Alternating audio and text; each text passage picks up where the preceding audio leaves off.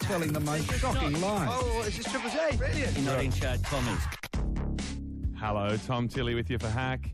In this final week of the show, we're going to bring you the Hack Top 10 Stories of the Year, and you'll find out what they are as the week unfolds, and you're going to get your chance to have a say on all of them. Hack looks back. Certain sort of magic. Hack's Top 10 Stories of 2013 You are telling the most shocking lies. on TripleJ. Today, we're going to talk politics, and we're going to look at the downfall of Labor and the rise of Tony Abbott and the coalition. And one of the most intense political moments of the year, especially during the election campaign, was on this show when I had to turn down the faders on Anthony Albanese and Malcolm Turnbull during a very heated exchange about the NBN. Here we are in the dying days of the campaign. And the best you can do, Albo, is attack people's integrity. I'm not attacking. All right, guys, let's move on. You are attacking. I'm attacking. You're attacking each other, and it doesn't sound good from my point of view. I'm going to fade you both down, and I do have to break down the fourth wall to the audience here. We have two ministers in the Sydney studio going head-to-head, Hack coming out of Lismore, and they are absolutely going at each other's throats. I'm going to pull the faders back up on these guys. Oh, my heart gets racing just thinking back to that crazy moment. Anthony Albanese is actually in the studio right now. Anthony Albanese, do you look back at that moment really fondly? Oh, absolutely. It's good fun. Great and, fun. importantly, we killed the internet filter that was proposed that afternoon and didn't survive your program. So It was a very awkward moment for Tony Abbott after he had to pad that one away after Hack went to air. We were hoping to get your sparring partner, Malcolm Turnbull, back on the show for a rematch today, but he wasn't available. Instead, yeah, he's hiding. I'm the sacrificial lamb then. Yes, that's right. Kelly's up for it. That's right. Of course she is. Kelly O'Dwyer is another good friend of the show, a coalition MP. Kelly, thanks for joining us. Great to be with you, Tom. Now, Kelly, long time no speak. How's life on the good side of Parliament House? It's much better sitting where we're sitting now than it was sitting on the opposite side. And I think even Albo would agree with that. There Absolutely. are a few more things you can do on our side of the chamber, and we're very much looking forward to doing that. All right, well, we'll have a very close look at how your new government is tracking in just a moment. Hack looks back. Hack's Top 10 Stories of 2013 on Triple J. The political drama that captivated and nauseated lots of people this year was the infighting within the Labor Party. And as Stephen Stockwell reports, between the no spills to the spills and the furniture saving, the Rudd revival was very short-lived. As we mark the start of 2013, we have so much to be thankful for. Our former PM, Julia Gillard, probably wasn't referring to the polls as she gave that New Year's message. Even though she couldn't have predicted the rough year ahead, she did get one thing right. Australia is a wonderful country, but even for our great nation, every year brings its challenges. And how? It was an election year. In January, the coalition was narrowly ahead in the polls, but more than half of Australia's voters weren't happy with the job Ms Gillard was doing. By February, Labor strategist Bruce Hawker admitted there were problems. Well, the polls are really grim at the moment, and they're continuing to worry me very deeply. I think it's going to be very hard for Labor to win, but we've got to be in there fighting, nevertheless. That fear of a loss started rumblings within the party. Labor MPs wondered if they might stand a better chance with someone else. On the 21st of March, Simon Crean called for a vote on the party's leadership. It seems to me the party, through the government, is in a stalemate position. Something needs to be done to break this deadlock, to resolve the issue once and for all. Gillard was keen. For the information of the House, I have determined that there will be a ballot for the leadership and deputy leadership of the Labor Party at 4:30 today. While her and Deputy Wayne Swan stood for the ballot, Kevin Rudd did not. The status quo remained. And following that, the resignation of one Rudd supporter after another. The Labor Party did manage some policy achievements throughout the year. Gonski was sold to all but a few states, and everyone signed up to the National Disability Insurance Scheme. But these were overshadowed by constant leadership debate. By June, the coalition was well ahead in the polls, and Gillard's approval couldn't compare to Tony Abbott's. I will certainly be leading Labor at the next election. Actually, no you won't. There was a spill for the position of leadership. I can announce the result. It is Kevin Rudd, 57 votes, Julia Gillard, 45 votes. It was late June when Rudd became PM for a second time, vowing to take the election fight to Tony Abbott. I simply do not have it in my nature to stand idly by and to allow an Abbott government to come to power in this country by default. The leadership change saw Labor gain some ground, but it didn't last. By the time the election rolled around in September, the shine had come off. Good evening. Counting has just begun in the federal election, which is expected to deliver Australia a new Prime Minister. Labor lost, Rudd stood down as leader, and MP Joel Fitzgibbon admitted they had work to do. We need to bed down this internal reform process as quickly as possible. Second, and it's an extension of the first, we need to unite, that's obvious. And third, we need to find better ways to clearly articulate what we stand for. Labor now has a new leader in Bill Shorten, and Kevin Rudd, the man who ruffled feathers all year, has resigned as an MP. On this final occasion in the Parliament, and as is now officially recorded in the classics for occasions such as this, it really is time for me to zip. You're listening to Hack with Tom Tilley, Triple J. Stephen Stockwell reporting, and I'd love to know which political moment sticks in your memory from 2013. Give me a call. Hack 1300 0555 36. Text 0439 75 7555. As well as having your say, we're going to hear a little bit of what Moffy has to say. You might have just heard me explaining to Lindsay McDougall that we were the victims of a prank. Moffy called in with some killer stories this year, and the stories were true, but the names weren't, and we finally busted him, but Moffy was such a hit with the Hack audience that we're going to find out each day as we look back at the biggest stories of the year what Moffy thinks about some of the key topics, including Labor's demise this year. I was just sort of over it, just sort of hearing it non-stop. Like, I just wanted someone to sort it out and just get on with doing the job, personally. It turned into sort of, in a way, schoolyard sort of bullying or just a bit of gossiping in a way, like, rather than worrying about the country. Did it make you lose faith in Labor? Yeah, and the other side as well, because it seems like they were just both relying on each other to win. I don't know. That's what Moffy thinks. And we've got a text in from Nugget, actually. Lol, Moffy for the win. And on a side note, do you guys log everything we send in? God forbid some of the dribble I think I get to text out. Well, we enjoy hearing it, Nugget, and we thank you for every text you have, dribble or no dribble. Let's go to our studio guests. In the studio, we have Labor Shadow Minister for Infrastructure, Anthony Albanese, and Coalition MP, Kelly O'Dwyer. And Anthony Albanese, you must be disappointed to know you lost voters like Moffy. Yeah, sure. It's a great disappointment losing government, and one of the things that Kelly said that I certainly agree with is you can only have a big impact when you're sitting on the government benches. And I had the privilege of doing that for 6 years. I tried to do what I could each and every day, wake up with enthusiasm and try and make a difference to the country. And I'm quite proud of what I and Labor was able to do over that 6 years. Yeah, we heard about Kevin Rudd being reinstalled in that last story, and eventually you did lose 17 seats in the election. Did you think it was worth saving some of the furniture, but at the same time trashing the legacy of the first female Prime Minister by doing that?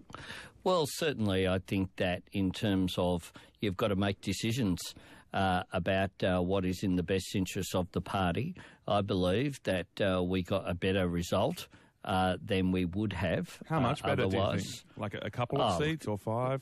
Look, all of that would depend upon, it's all speculative, so I don't think anyone can fair dinkum say we would have been precisely on this number of seats, but every indication was we were going to finish up in the order of 30 seats in the House of Representatives.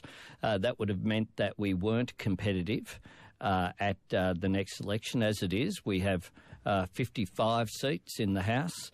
That means that if we have a similar result to what we had in 1998 or 2007, we'll be back in the government in one term.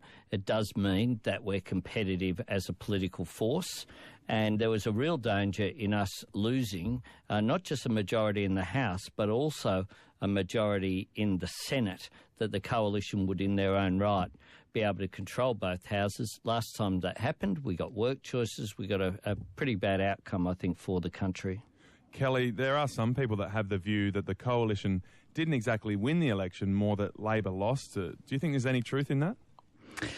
Well, no, I don't think. Look. I think certainly people made a judgment on the Labor government, on the Labor leadership.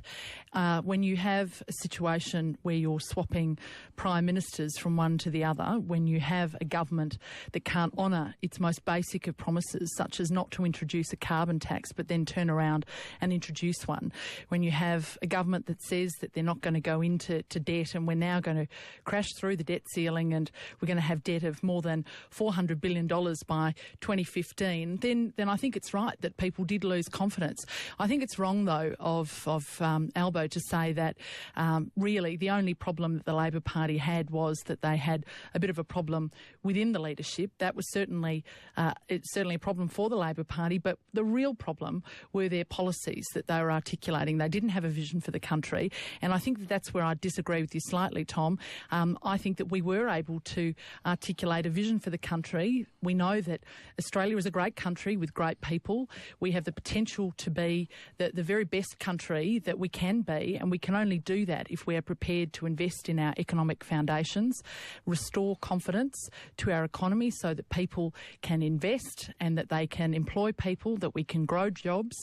Unfortunately, we've inherited a situation now where we've got more than 200,000 people more unemployed, where we've had more than 50,000 people arrive unauthorised by boat on our shores during the 6 years of the previous Labor government. It's a legacy that we now have to deal with. And well, that's an interesting point, bringing up boat arrivals there. Anthony Albanese, how do you feel about that issue? Because that was one of the three big slogans of the Abbott campaign pitch, and it seems to have worked. They've brought down the number of arrivals by around about 80%. Do you have to acknowledge now that the coalition are better at managing boat arrivals? No, well, the numbers were coming down as a result of the policy that we put in place, and I believe fundamentally that the new Abbott government have inherited an economy that is the envy of the world.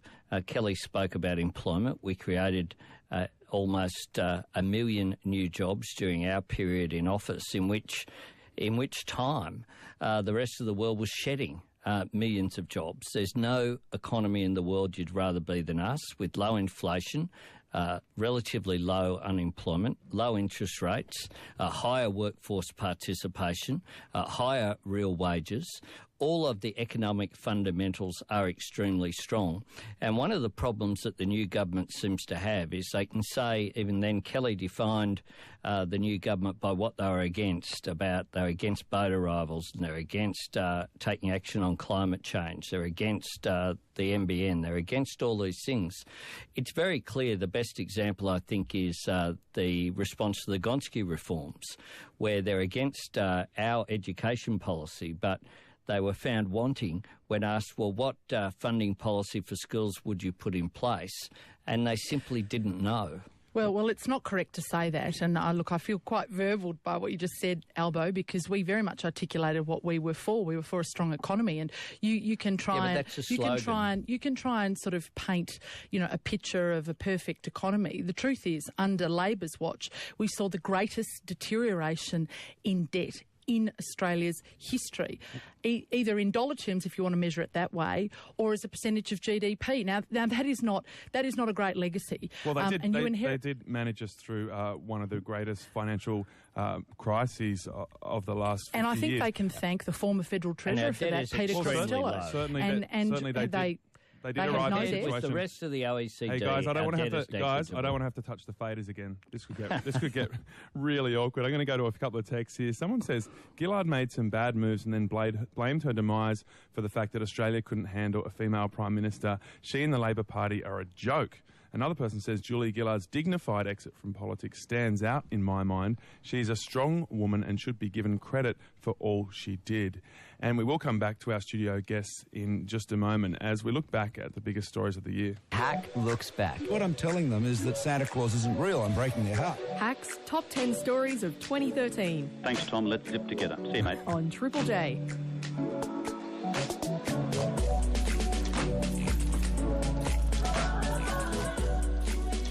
A few other people texting in. One person says, stuff the best interest of the party. What about the best interest of the country? None of you seem to give a shit about that, do you? Some strong language from the text line today. Another person says, and as a result of Labor's indecision, we now have one of the most regressive governments in the world. Slow internet, no gay marriage, anti-climate change and anti-immigration. Neither party was a good choice in the end. Michael from Tasmania. Now, when Tony Abbott took over the leadership of the coalition at the end of 2009, many thought he didn't have the discipline to lead the coalition to government. He was sometimes even called the Mad Monk, which I brought up with him a day before the election.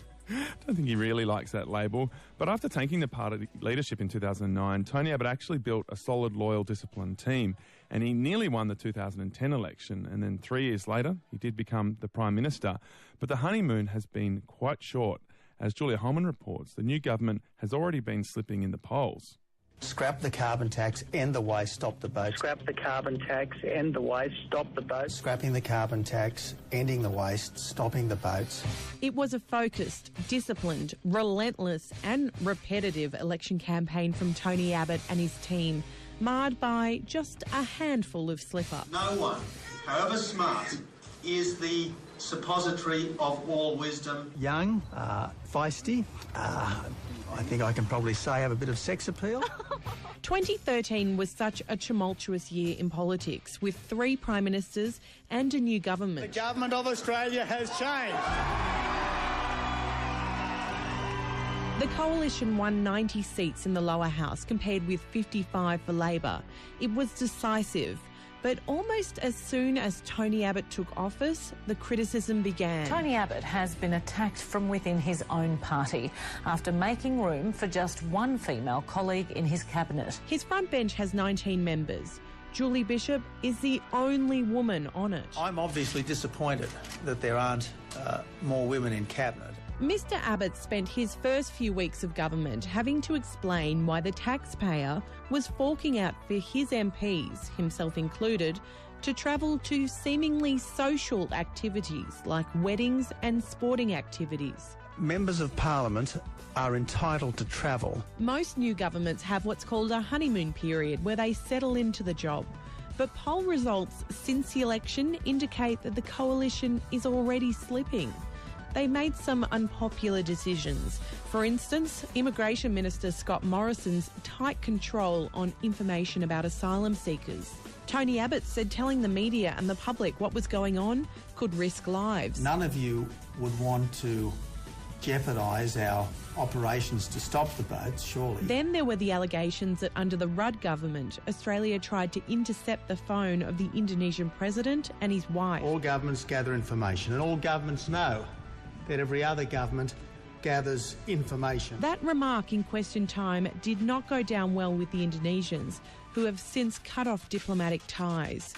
Then there was a recent Gonski triple backflip, where the education funding plan was on, off, and then back on again. We are doing our absolute level best to keep faith with the Australian people. And scrapping the debt ceiling, which passed today in the Senate, only with the support of the Greens. Madam Speaker, we have come to an arrangement with the Greens. This is the last week of Parliament for the year, and let's have another listen to Mr Abbott's biggest commitments. Scrap the carbon tax, end the waste, stop the boats. All 3 still on the to-do list. So expect the same political fights to continue well into 2014. You're listening to Hack with Tom Tilley, Triple J.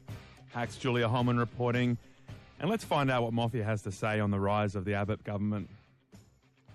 And I'll just go to Moffy here.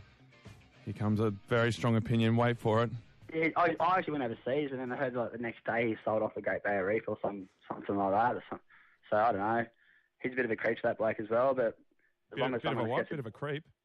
Creature. I don't know. It's just a creature. What does that mean on the Central Coast? I don't know. I don't even know anymore. Well, there's Moffy's opinion. I'd love to know what you think.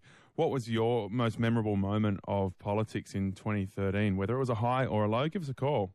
Hack 1300 0555 36 or text 0439 75 7555. few people texting in saying, let them go at it, Tom. This is great. Another person says, get ready, Tom. This is round 2 coming up now. I do have Labor's Anthony Albanese in the studio, always a fiery one on Hack, and the Coalition MP, Kelly O'Dwyer. And let's pick up on something we touched on there just as it started to heat up, guys. We were talking about the education policy from the Coalition.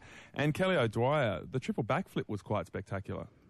Well, I don't look at it as a triple backflip because what we said we'd do before the election is implement the funding envelope announced by the Labor Party. Now, the Labor Party ripped a couple of $1 billion out of education, and we said when we were explaining all of this that we would put that money back in. They actually excluded the states. But Kelly, come on, you came to the election saying you were going in on a unity ticket with Labor, which meant that you would take the money out. Which was to take the money out. But hang on, the agreement was with the 3 states to go ahead with the Gonski funding model. They'd agreed to that, and then Christopher Pyne said that you wouldn't, and then he said eventually that you would. So it was a triple backflip, wasn't it? Well, we said that the overall funding envelope that Labor had agreed to before the election, we said that we would do exactly what they were going to do, and we also reflected that it was important not to leave any state behind. And the Labor Party, in truth, did not have agreements with a number of states and territories, and we said that those people should not be penalised. They should be not left out, which is why we put an extra $1.2 billion into education. All right, a lot of people texting in. One person says... Sorry, Tom, we've got to go and vote. I did think I was hearing a bell ringing in the background there, Anthony Albanese. Does that mean you have to go We've right got now? to vote right now. Okay. Oh, I hate it when this happens. We'll come back. It destroys my show. How long will you be? Well, blame the government. Well, you're probably dividing When on I us. was Leader of the House, I would have granted pairs. I've got 8 minutes of my show left. What are you guys going to do? We'll do our Come best. back? We're very happy to come back. We could self-pair, I suppose. We'll do our best. Why don't you make a phone call right now and try and get a pairing from each of your leaders of the House? Is that possible, or is it too late? Yeah, just wait a tick. Yeah. Go into it. Haven't you got another recorded thing there somewhere? All right. The guy from the Central Coast, give him more go. Let's get Moffy back on the line. All right, let's get Chris on. Chris has called in. Chris, you're disappointed that Anthony Albanese isn't leading the Labor Party. Yeah, I was really hoping he'd get the job. He seemed like the way of the future. He seemed like a decent politician for a change. Okay, but what do you think of Bill Shorten and the way he's performed as the leader so far? Well, so far he hasn't done much at all. I'm a bit disappointed with his past actions, to be quite honest. Yeah, okay. Well, thanks so much for the call. Alan's called in from Sydney. Alan, what's been your most memorable moment of 2013 in politics? Well, I was frustrated with the media coverage leading up to the election, all being so, pro-coalition, driven by people like the Murdoch conglomerate. And now all of a sudden, because the only voice during the campaign that was anti-coalition, if you could say that, was the ABC. As soon as the coalition gets into power, they want to axe funding to the ABC. Yeah, well, the ABC certainly has been under a lot of scrutiny. Sam's called in from the Central Coast. Sam, what's your most memorable moment? I reckon it would have to have been when Tony Abbott got interviewed by a Channel 7 reporter. And he just froze. I'm not sure if you saw that. It didn't get aired, but it got its way around YouTube in a bit. But Which interview was that, when he was being asked about what he said about soldiers in Afghanistan, and he sort of was stalled for a moment? Yeah, it was more than a moment. It was pretty enjoyable. I think Tony Abbott was he was lost for words. Yeah, he certainly was, if that's the moment you're talking about. Thanks so much for the call, Sam. I'd love to hear what you've got to say. We are talking about federal politics for the whole of 2013, and it was a crazy year, watching the leadership spill in the Labor Party, and then Tony Abbott basically driving it all the way home to win the election in September 9. The number is 1300 0555 36, 1300 0555 36. And on the phone we have Sanchez. Sanchez, what was your most memorable moment of 2013? How the Pollies want to cut back on funding for the auto industry. Yeah, well, that's become very relevant in the last couple of days. What do you think of Tony Abbott's position? He seems to be playing it pretty tough with the motor industry. He sure is. And in other countries, there is funding for auto industry, but they increased taxes on importing cars. And why can't we do that here? Yeah, well, that's a very interesting question. I guess we'll be watching this one unfold until we get the final decision from Holden and find out exactly what they're going to be doing. Thank you so much for the call, Sanchez. All right. And Joey Z has texted in, the rubbish about females on the front bench. The front bench is for the best people on the job. And if it's all male, so be it. If it's all female, so be it. And that's a very interesting point that I'd like to bring up with Kelly O'Dwyer if she does come back into the Hack studio from the division in Parliament House, because she was someone touted as having a lot of leadership potential but didn't end up with a ministry position. So I'd love to talk to her about that. We do have Rachel who's called in. And Rachel, what's your highest, most memorable moment of 2013? Oh, that'd have to be Cathy McGowan winning the seat of Indi over Sophie Mirabella. Why was that one so interesting for you? Oh, Sophie's just been in the seat for so long, and our electorate was just looking for such a change, and it was such a battle, particularly against someone who'd been so solid for so many years, and a Liberal member as well. She was very controversial, Sophie Mirabella. Was she someone that you liked in politics? It sounds like maybe she wasn't. Not particularly, and being rural areas, quite close community, she was quite well known by a lot of people and didn't have a particularly friendly reputation. Yeah, right, okay. And you think that was enough to basically get her voted out?